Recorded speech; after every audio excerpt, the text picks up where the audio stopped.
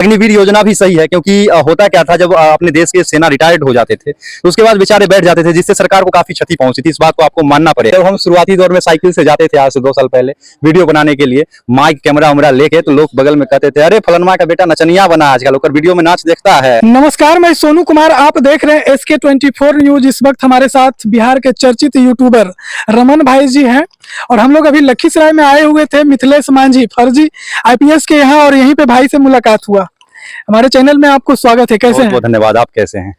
बहुत मैंने कि आप एक्टिव रहते हैं, पूरे बिहार आपका घूमना होता है, लगभग जो वायरल कंटेंट है वो दिखाने का काम करते हैं। देखिए वायरल कंटेंट अगर मेरा पेज आप देखेंगे तो 90% मेरे द्वारा वायरल किया जाता है मेरे पेज पर वीडियो, और कभी कभार वायरल वीडियो हम पकड़ते हैं।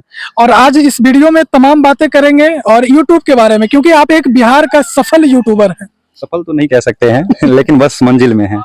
रास्ते में, मंजिल पर नहीं पहुंचे अभी। एक यूट्यूबर बनने के लिए क्या करना होता है? एक यूट्यूबर बनने के लिए एक अच्छा सा फोन होना चाहिए, आपके अंदर टैलेंट होना चाहिए, एक अच्छा सा माइक होना चाहिए जिससे आपका वॉइस फ्रेश जा सके, और सबसे पहली चीज है कि आपके अंदर टैलेंट घुट-घुट कर भरा होना चाहिए। अब बहुत सारे कंटेंट राइटर जो हैं या एक्टिविस्ट हैं वो सब कहते हैं कि, या जर्नलिस्ट मान लेते हैं कि वो लोग कहते हैं कि वीडियो वायरल नहीं होता है, तो इसके लिए कुछ ट्रिक आप बताइए, क्योंकि आपका हर वीडियो वायरल होता है। देखिए अगर कोई ट्रिक होता तो आज हम देश के नंबर 1 फेसबुकर, यूट्यूबर, ब्लॉगर, वेबसाइटर सब कुछ होते। इसका कोई ट्रिक ही नहीं है, बस मेहनत करते रहिए, अपने अंदर की जो प्रतिभा है, जो कला है उसको दिखाइए, एक अलग तरीके से किसी भी चीजों को दिखाइए। रमन कब से कंटेंट बना रहे हैं, यूट्यूब पे कब से काम कर रहे हैं? जब से अग्निवीर योजना आई और भारत में बवाल छिड़ा था उसके बाद से हम कंटेंट बना रहे हैं, मतलब कहें तो वही 2 साल। देखिए कहीं ना कहीं जब जो बिहार के युवा हैं अपने देश के समर्पित होने का कसम खाकर ही पैदा होते हैं, खास करके जो ग्रामीण युवा है, उनको लगता है कि जब हमारी आगे पढ़ाई होगी, हमारी एज होगी, तो देश के लिए, बिहार के लिए, अपने जिले के लिए कुछ करेंगे। ठीक उसी तरह रमन भाई के यहाँ भी था, ये भी देश के लिए आर्मी बनना चाहते थे, मगर जब से प्रधानमंत्री नरेंद्र मोदी प्रधानमंत्री बने और युवाओं का भविष्य गड्ढे में चला गया। उन्होंने देश के लिए सही चीज सोचा है। अग्निवीर योजना भी सही है क्योंकि होता क्या था जब अपने देश के सेना रिटायर्ड हो जाते थे तो उसके बाद बेचारे बैठ जाते थे जिससे सरकार को काफी क्षति पहुंची थी। इस बात को आपको मानना पड़ेगा, क्षति नहीं कह सकते, लेकिन अब मान लीजिए कोई सैनिक है, वो ड्यूटी में लगा और 15 साल बाद वो वॉलंटियर रिटायरमेंट ले लेता है, उसके बाद पूरा जिंदगी भर सरकार को खर्चा उठाना पड़ता है। और अन्य देश की अगर बात कर लें, जो विकसित देश है जस्ट लाइक जापान में शॉर्ट टर्म आर्मी चलता है, शॉर्ट टर्म डिफेंस होता है, वही भारत में लाया गया। तो कहीं ना कहीं इससे देश के राजस्व की बचत है। उसके बाद हमारे देश में कहीं पहले से ज्यादा सेना होंगे अगर 3 साल में रिटायर होकर के आते हैं। अगर देश पर कभी आपातकाल आती है, कभी आफत आती है, तो वही लोग फिर बॉर्डर पर जाके लड़ेंगे। अभी रूस का आप देख रहे होंगे कि जो सैनिक रिटायर्ड थे, जो 3 साल नौकरी कर चुके थे, वो फिर से जाके सेना बन के ड्यूटी दे रहे हैं। इससे देश को भी प्रॉफिट है। तो जो पहले भी तो आर्मी में थे, CRP में थे, CISF में थे, BSF में थे, वो भी तो रिटायर करके देश को सेवा दे रहे थे। देखिए देश को सेवा दे रहे थे, लेकिन एक बात सोचिए कि आप 3 वर्ष में अगर रिटायर होकर आ जाते हैं, आपके समाज में जहां पर 1-2 लड़का आर्मी बनता था, उस जगह पर अगर मान लीजिए अग्निवीर में वहां पर 30 लड़का अग्निवीर में जाए, उसके बाद 30 से 50 लड़का जाए, तो आपका एक समाज ही बदलेगा, अनुशासित लोग आएंगे और आगे जो है अच्छे से समाज को चला पाएंगे। इस चीज को मानना पड़ेगा। अभी जो देश के युवा हैं लगातार आर्मी की तैयारी कर रहे थे, जब से 3 साल की बात आई, अग्निवीर की जब बात आई तो रेशियो कम गया। पहला सपना क्या होता है कि हमें देश की सेवा करनी है, चाहे हमें 3 दिन के लिए क्यों ना मिले, 3 घंटा के लिए क्यों ना मिले। अगर 3 घंटा के लिए भी आर्मी की वर्दी मिल जाए तो हम अपने आप को सौभाग्यवान समझेंगे। हम वहाँ पैसा कमाने नहीं, वहाँ व्यापार करने नहीं, वहाँ देश की सेवा करने के लिए जा रहे हैं। और देश का सेवा अगर 3 साल भी कर देते हैं ना, तो वो हमारे लिए गर्व की बात होगी। तो उसमें भी तो बदलाव देखने को मिला। पहले जो आर्मी के जवान थे, अगर उनकी मृत्यु किसी कारणवश हो गया या लड़ाई में मिस हो गया तो सम्मान पूर्वक उनका बॉडी पहुंचाया जाता था, मगर अब जब अग्निवीर की मृत्यु हो जाती है तो सम्मान भी नहीं मिलता है और बॉडी एम्बुलेंस के द्वारा भेज दिया जाता है घर। ये कितना तक सही है तो देश के लिए? सम्मान के बारे में तो हम नहीं कह सकते। अभी एक पंजाब वाला मामला छिड़ा था जिसमें काफी वो मामला चर्चित हुआ था, काफी न्यूज चैनल्स वाले भी चलाए थे कि उसके परिवार को ना किसी प्रकार की कोई मुआवजा दी गई। लेकिन इसमें क्या सच्चाई हम ये नहीं कह सकते, क्योंकि दोनों पक्ष अपना अपना रखता है। जो हमारे सरकार में पक्ष है और जो विपक्षी है, दोनों अपना अपना पक्ष रखते हैं। अब किसके पक्ष को माने, ये समस्या हो रही है। अखबार कुछ और कह रही है, न्यूज चैनल कुछ और कह रही है, सोशल मीडिया कुछ और कह रहा है, देश के युवा कुछ और कह रहे हैं, देश के युवा कुछ और कह रहे हैं, नेता कुछ और कर रहे हैं, उनके विपक्षी नेता कुछ और कह रहे हैं। क्या लग रहा है कि युवाओं का भविष्य बर्बाद करने का ये साजिश चल रही है? नहीं कह सकते हैं इसमें कुछ भी। जैसे आपने सुन रहे थे रमन भाई अग्निवीर पे बात कर रहे थे, फिर लौटते हैं यूट्यूब पे।